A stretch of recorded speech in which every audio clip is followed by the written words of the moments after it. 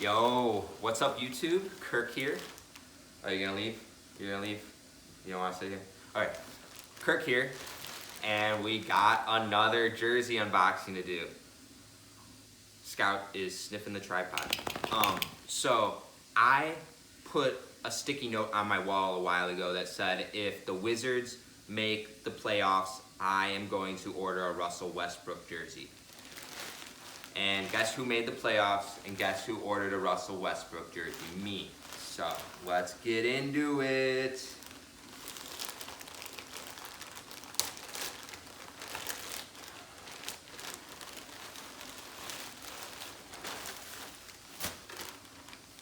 Nothing else in the bag. This is from the NBA store.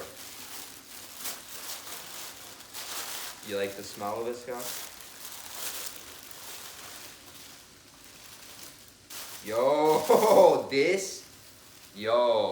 bro. This is clean as hell. Yo. This is a great year to get a Russell Westbrook jersey because he broke that Oscar Robertson record. I gotta put this shit on. I gotta put this shit on.